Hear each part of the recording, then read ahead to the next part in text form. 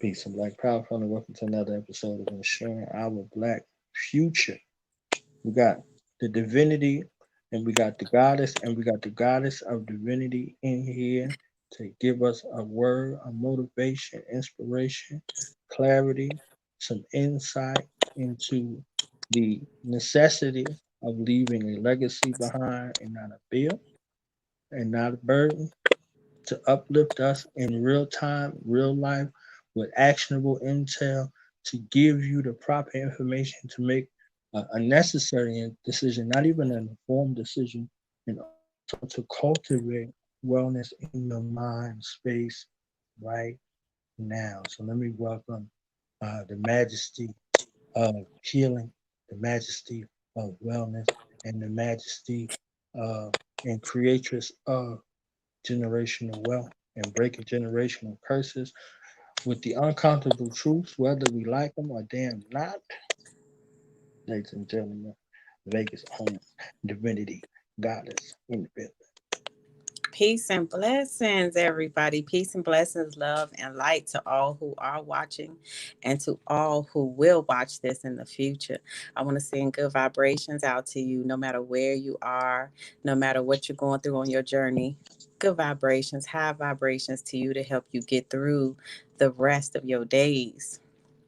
So let's jump right into some life insurance stuff. So September was Life Insurance Awareness Month, and hopefully you guys took the time out to actually look at what you have if you have life insurance.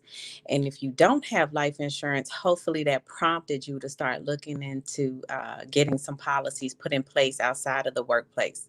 Because as we all know, when we get benefits from our workplace, anytime they decide to downsize, your benefits are the first things to go, which means you're going to lose your health benefits, which means you're going to lose your life insurance.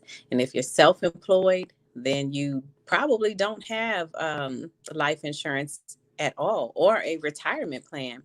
And so there's a lot that you can do with life insurance in the form of one, if you're on a tight budget, just putting something in place to make sure that in the event that something happens to you, nobody has to go through any financial burdens to pay for your homegoing services. And two, it can actually help you fund your retirement. And that is something that the wealthy have been doing for decades. Like, we are the ones that are behind the curve, because you got companies out here that preach and promote buy term and invest the difference. And I'm not saying that that's not a good strategy, but the thing of it is, if you can't afford to lose any money whatsoever, then buying term and invest the difference might not be the best avenue for you to become what they like to call self-insured.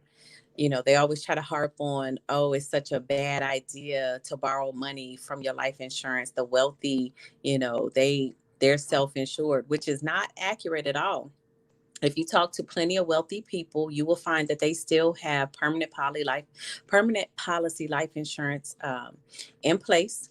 And you will also know, like, you don't even have to talk to them about this to know they don't like spending their own money. They're all about spending somebody else's money, Right? whether it's a bank loan or they're borrowing from their life insurance. They don't want to spend their money. And I mean, honestly, can you blame them? Because they don't want to take away from their family's assets. They don't want to have to worry about putting that money back into their family's assets. So no, they borrow money. They don't play with their own money on any of this stuff.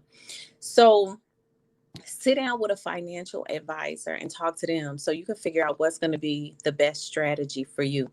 If you are able to diversify, meaning you can have a life insurance with a savings plan and you can invest in, the stock market, mutual funds, IRAs, and all of that stuff, where you're able to handle market losses, diversify.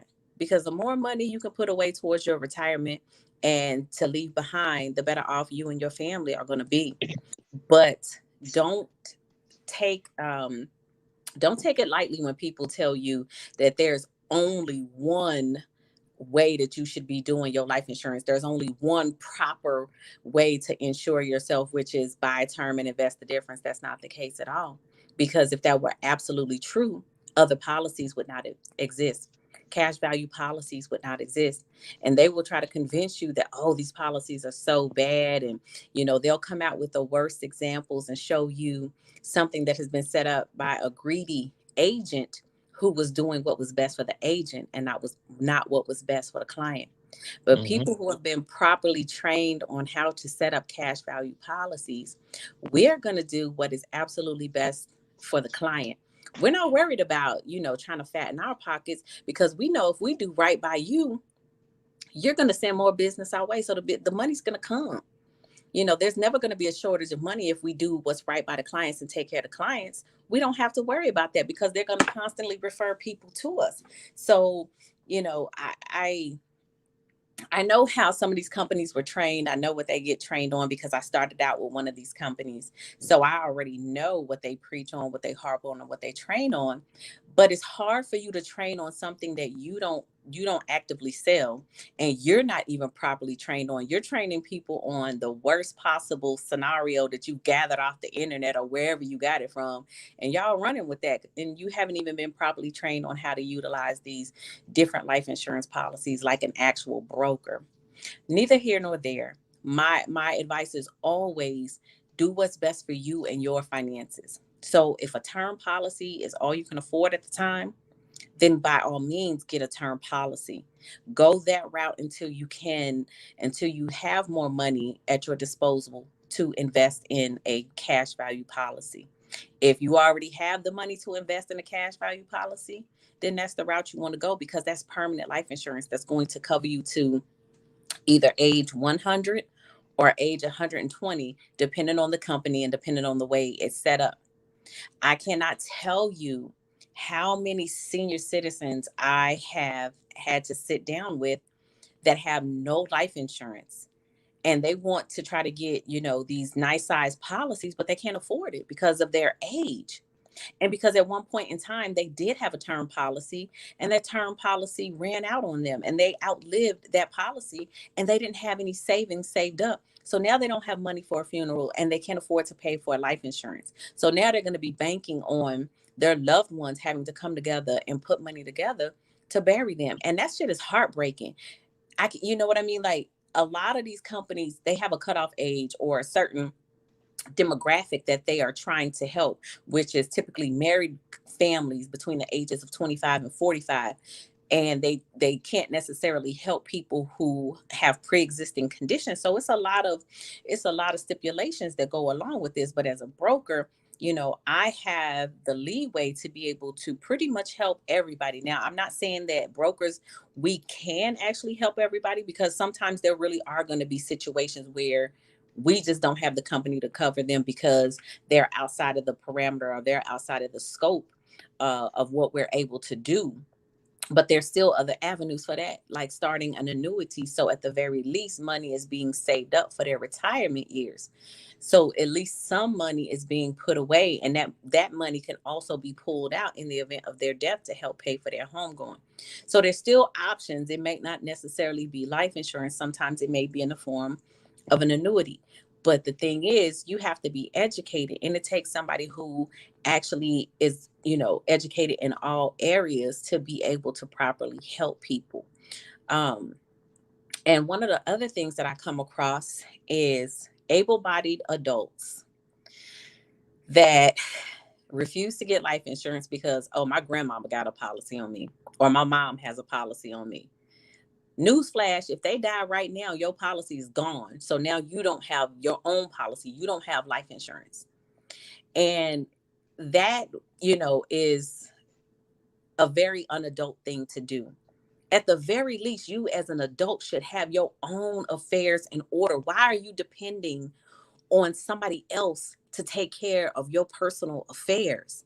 If you are an able-bodied adult, there's nothing physically, mentally wrong with you. You got a 9 to 5 or whatever your job schedule is, but you have a job with income coming in. Why do you not have your own life insurance? Like, that is a very unadult thing to do. That means that you are not even thinking about having all of your priorities lined up and in order. These are the things that we have to retrain our mindset, because as an adult, especially if you have children, If you have children and you don't have your own policy, like how are they going to be taken care of in the event that something happens to you? What is the legacy that you're going to leave behind? And the scary part is, I've met people out here, with 6 and 7 kids, and you ain't got no life insurance. And you just out here just creating more and more babies, but you ain't got no life insurance. So when something happens to you, now whoever inherits all of these kids or all of these your baby mamas or whatever the situation is, there's not going to be any money to take care of all of these babies.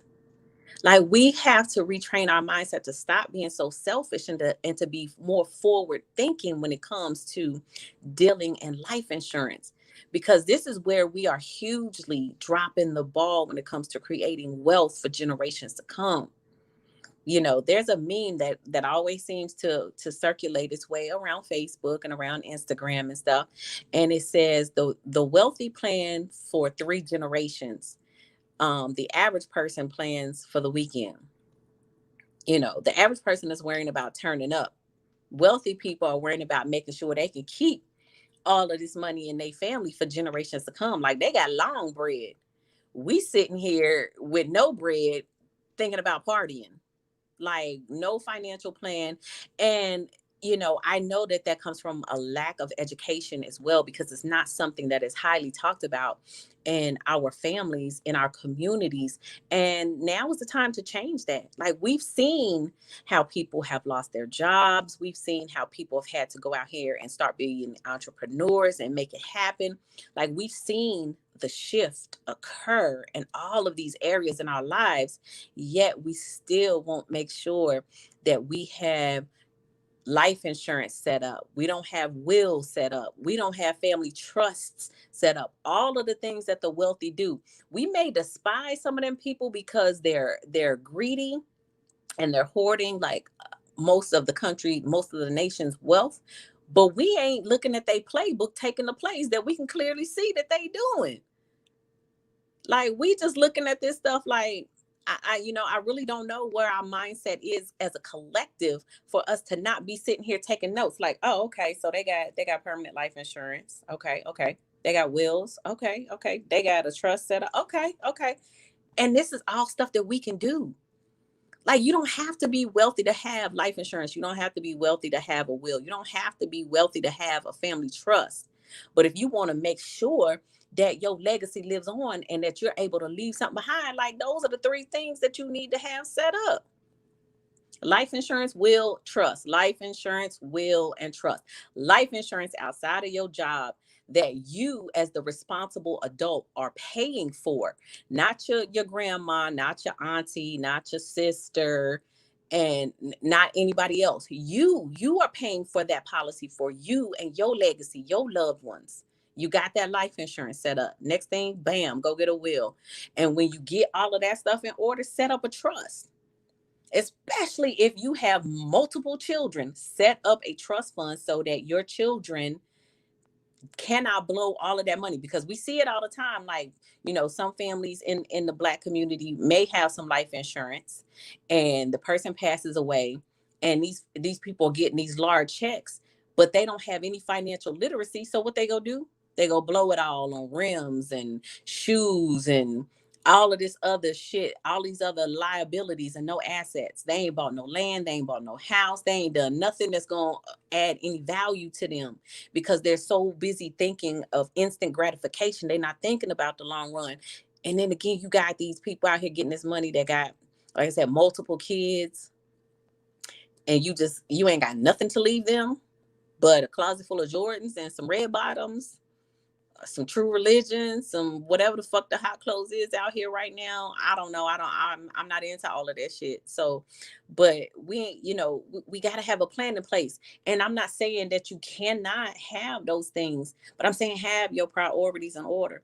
And there's a very, very small percentage of us that have that balance of having all of this stuff in order and still being able to splurge on them nice things because they have their shit in order. Like, they have their priorities taken care of. They have their priorities lined up and in place, so they don't have to worry about that. So if they want them Gucci belt, or they want that Gucci belt or them Gucci slides or whatever ridiculous amount, clothing and shit that people be going out here and getting, if they want it, they can go get it because they already have their stuff in order. People who have a poor mindset want to look rich versus actually being rich. So we have to really do a number on our people. We have to sit down and start having these financial literacy conversations and these life insurance conversations, and making sure that all of this stuff is in place so we don't have to keep scraping and scrounging just to try to have a funeral. Like, that is ridiculous. We do not have to live like that. I promise you we don't. Life insurance is extremely affordable, even if it's just a small policy to pay for a funeral. It is absolutely affordable. But we have to look at it as a priority and stop thinking of it as an afterthought. And the crazy part is, you'll have whole families that don't have life insurance. Somebody will pass away. Everybody's scraping and scrounging, trying to come up with this money to pay for a funeral. And after all of that is said and done, that entire family that don't have life insurance still won't go get life insurance. The next person will pass away and it'll be the same cycle all over again. These are the kind of conversations we have to have. And granted, I know everybody is not going to take hold of this information. Everybody is not going to do something with this information. And I'm not worried about the people that don't want to do anything about it. But I'm here to tell those people that do, get this stuff in order. Because once you get it in order, you don't have to worry about it again. All you got to do is keep making that monthly investment into your family's financial stability. That's what you need to think about life insurance. It's an investment into your family's financial stability. Stop looking at it like it's a bill. Stop looking at it like it's a burden. A bill and a burden is these cell phone bills, this Wi-Fi bill, that cable bill, all of that other non-essential stuff that we pay for happily. That's a bill and a burden, because that's not going to provide shit for your family when something happens to you. So we got to get out of that mindset, and we have to start being more responsible and being more proactive with life insurance, and do the adult thing to make sure that our loved ones are financially stable when we pass. Life insurance, will, trust. Get those things in order. Stop waiting, stop procrastinating. Because I'm going to tell you right now, I have seen many of people procrastinate with getting this stuff and they pass away. And they didn't have none of that stuff in place because, I got to wait until X, Y, and Z happens for me to go ahead and get this started. And before X, Y, and Z could happen, something happened to them. And now they are no longer here. I have a friend out here that owns a funeral home. And we were sitting down talking one day, because I went and dropped off some of my business cards at his funeral home. And he was telling me, he was like, you'll be surprised at how many people have to keep their loved ones in the morgue for 30 days, 2 months, 6 months, because they can't come up with the money to pay for a funeral. Like, we got to do better than that, y'all. This is the basics of life. Like, we got to do better than that. And I guarantee you, people sit here and try to tell me that, they can't, life insurance is not affordable. You can't afford it. One, get some real quotes and really understand just how affordable life insurance can be. And two, if you can find a way to pay for a PS5, for some bundles, for the new Jordans that's about to drop, for the new Xbox, if you can find money to pay for all of that, if you can find money to pay for your cigarette habit, your weed habit, your alcohol habit, you can find money to make sure you can pay for your life insurance on a monthly basis. And if you don't like paying for it on a monthly basis, when you get your taxes done and you get that return, pay it up for the whole year. Then you ain't got to worry about it again until next year. But we have to stop with that backwards thinking of life insurance is not good for us, or, not have, we got to make sure that we got it put in place for all of these people in our lives. And like I said, I do understand that some people are still just, no matter what happens, they're just not going to get it. So be it. It is what it is. Me personally, I wouldn't be pitching in on no. I'm not pitching. I'm not gonna say I wouldn't. I'm telling you flat out, I'm not pitching in on nobody's funeral. Nobody that I know personally, and nobody's family member that I know personally will I pitch in on a GoFundMe for a funeral. I'm not coming out my pocket because this is what I do for a living, and I can help you get a policy, or I can help them get a policy. So if you choose not to make sure that you or your loved ones have life insurance, that is on y'all. My money's gonna stay right where it's at in the bank, and that goes for my family members too. If they don't have policies in place, I'm not pitching in on nobody's funeral. And I'm not going to feel bad about not doing it either. I'm very much okay and standing firm on my square when it comes to this. I'm not coming about my pocket because you chose not to have your shit in order. That's not going to happen. I'm not coming up off any of my hard earned money to pay for your negligence and neglect. That is not going to happen. So that is the life insurance portion of what I'm here to talk to you guys about today. The other thing I want to talk to y'all about is healing. Like it is so much healing that needs to be done in the Black community. My goodness, so we can stop pointing the finger at, oh, Black women need to do this or Black men need to do that. No, everybody needs to sit down and fucking heal. Like it's a lot of dysfunctional, unhealed, hurting individuals running around out here that refuse to deal with self. That comes with having knowledge of self. If I know I'm fucked up, let me sit down until I get better so I don't fuck up anybody else.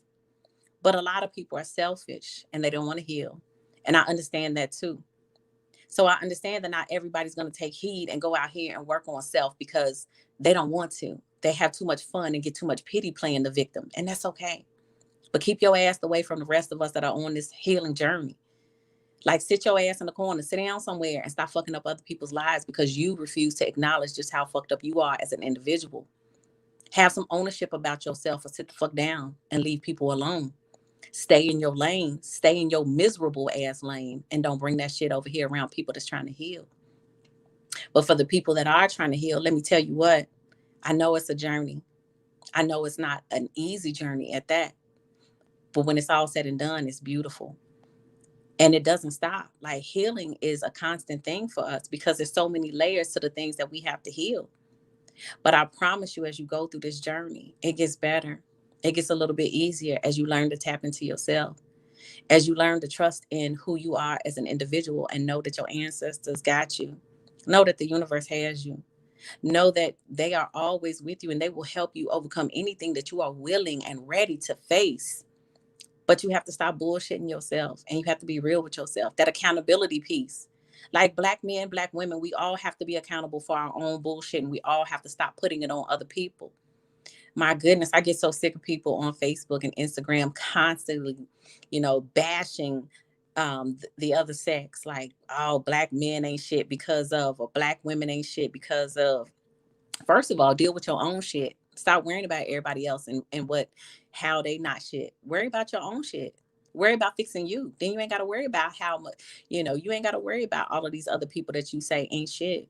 Fix you. Because I promise you, if you start working on yourself, you're not going to be worried about who is out here unhealed and who is out here that ain't being shit. Because you're going to be so focused on getting your shit together that all you're going to start to attract is people who are either on that healing path or have already, leveled up in their healing journey. So you're gonna start to attract like-minded people, and you're not gonna be sitting here like, oh man, these people ain't, men ain't shit, women ain't shit.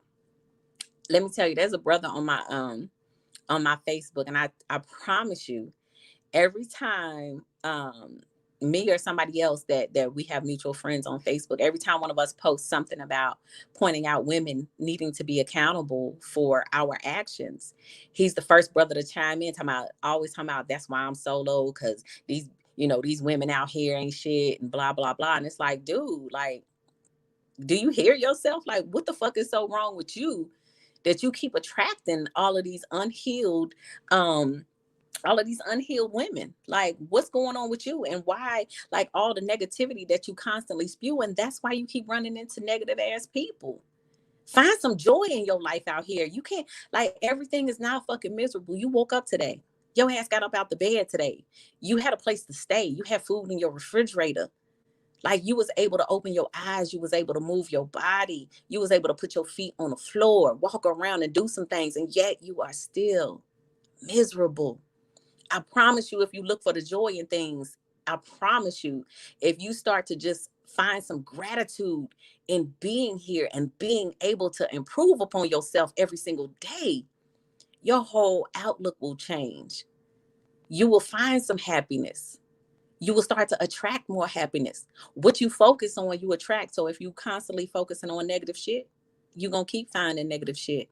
But if you start to focus on the good in your life, the beautiful things that's going on inside you and around you, then you're going to start to attract more of that. But that accountability piece has to come into play for both men and women. Because sometimes it's you. Sometimes it's really you. And let me tell you, the hardest part of my healing journey was when I started holding myself accountable. I had to really look in the mirror like, bitch, you was tripping.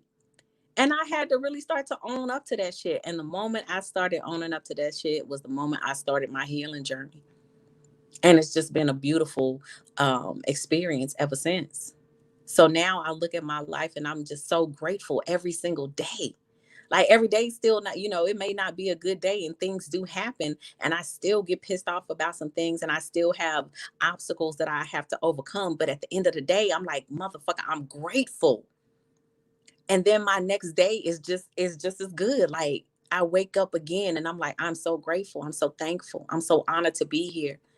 I'm so blessed to be able to get out here and do all of the things that I love to do, because I'm making a difference in people's lives, and that's making a difference in my life. So when you have a level of gratitude about yourself, you attract more abundance. You attract more love. You attract more wealth. When you focus on lack, that's all you're going to have. And that's all you're going to see is lack. But when you focus on blessings and abundance, my goodness, you're going to attract way more of that.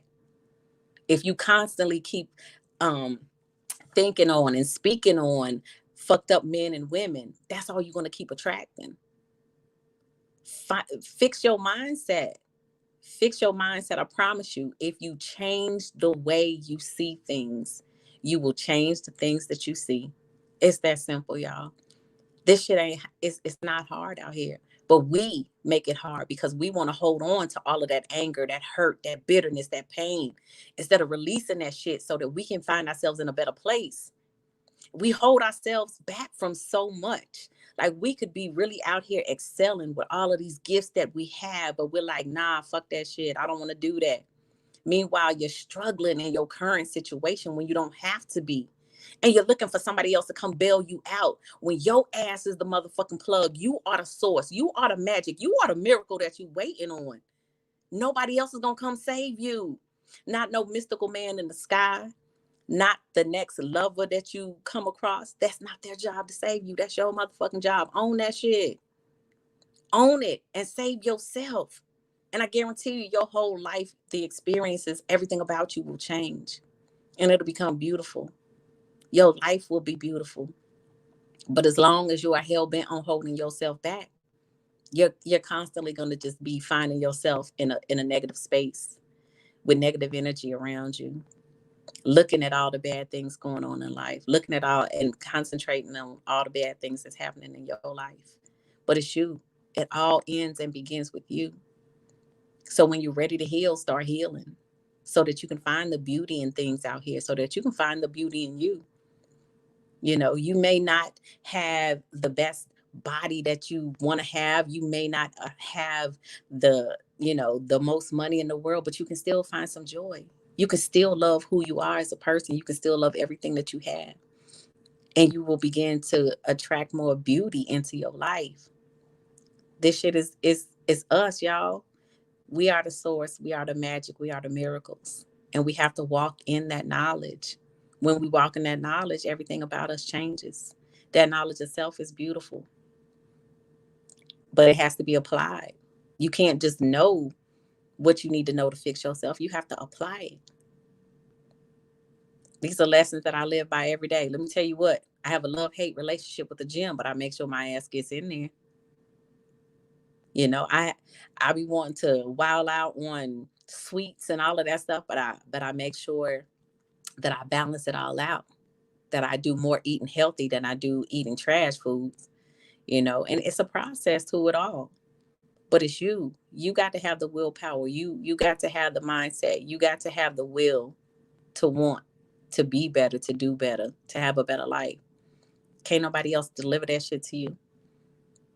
Because if it was that easy, hell, we'd all have a better life. Like none of the chaos and confusion that's going on out here in the world would be going on. So heal, beautiful people, because we need more healing energy out here.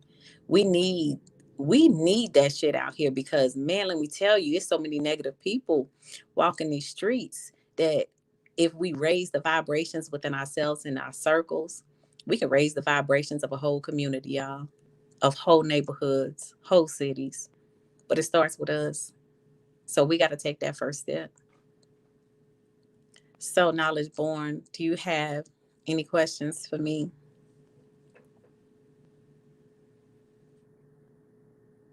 Well, I wanted to ask you about this whole, they mentioned in both debates about the abolishment of the Affordable Care Act and things like that. And then, how does that affect you as a policy maker and creator in regards to life insurance? Whether whatever way this goes with this Affordable Care Act uh, situation and pre-existing condition. So that's talking about health insurance, which is not something that I do. Um, Life insurance is a completely Mm, different entity. So that has no, that won't change anything with life insurance because they're already, policies and underwriting requirements in place for life insurance to where if somebody is too sick, again, I have policies that will cover them. okay. So then I wanted to ask about, like, we deal with a lot of mental health, type of situations. Mm-hmm. How is someone affected by an attempted suicide or something like that in regards to getting them coverage? Is that something that comes up, It does or come up. how Yes, does it that work? does. Committing suicide, if they, the mental health questions that they ask on there, bipolar, schizophrenia, severe PTSD, all of that stuff is on there, and whether or not they've tried to commit suicide within the last maybe 5 or 10 years does come up. And again, if that is a factor for traditional life Mhm. insurance, I still have companies that will cover them. And after a certain amount of time passes, then I can put them into a traditional life insurance policy where they can get a larger amount of coverage. Okay. I know you just went to Arizona. I don't know if you're still there or No, not, I'm not. but I'm not what still in what was that Arizona. I'm like? back home. Okay, okay. What was that like It was for you? And refreshing. It was amazing. My energy is back on high. I've been taking it easy this week to level myself back out so that I can get back out here and continue to help people with life insurance, with their healing journey, with mobile notary, with my skincare and jewelry products. So, yeah, it was beautiful. I love going to Sedona.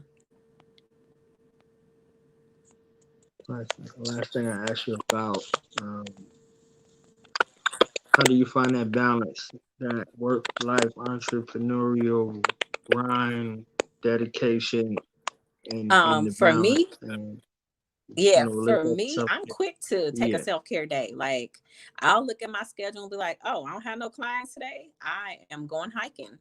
Or I'm just gonna sit in the house all day and lounge and not do anything. I have that flexibility to do that because I am my own boss. But I definitely, with me having so many businesses, that I do make sure that I take adequate time for myself because I remember back in March, I had been grinding for about 6 months straight with like no real breaks. And by the time March hit, I was like, yo, I got to shut everything down for like a week because I didn't even pay attention that I had been grinding that hard and that long that I was like, yo, my energy was like, ma'am, either you sit the fuck down or your body finna shut down on you. So now I make sure that I take regular self-care days and I don't go too long without that. And like I said, because I do work for myself, I have the luxury of being able to schedule as much me time as I need to, whether that's a pedicure, whether that's getting my hair done, getting my eyebrows done, going hiking, or like I said, just sitting at home doing nothing. I make sure that I put that time on my calendar so that I can make sure that I take care of me. Because if I'm not taking care of me, I can't take care of y'all. All right. So you got to find a word for the family out of here, and also how to reach you and how to leverage your services. Absolutely. Let's go with how to reach me first. So, for all of my business services, you can reach me at 702-330-5706. And that is for life insurance, for mobile notary, if you are local to Clark County, Nevada, for my healing services, and for the skincare and jewelry. I also have Facebook pages and Instagram pages: Generational Wealth Solutions LLC, powered by Equus Financial on Facebook, Soulful Creations 23 on Facebook, and RBG Mobile Notary on Facebook. On Instagram, Generational Wealth Solutions LLC, Soulful Creations 23, or RBG Mobile Notary. All of those are on Instagram. And if you need some assistance with spiritual counseling, in person or distance Reiki, or an oracle card reading, or a home clearing, you can log on to www.soulfulhealingservices.com. But again, my phone number for all of that, 702-330-5706. And my last words would be, take care of yourselves out here. Watch out for your family and make sure that you have all the necessary things that you need for you and your family in order. Love and light to you all. Peace and blessings. All right, we out. Y'all see y'all next month. Peace.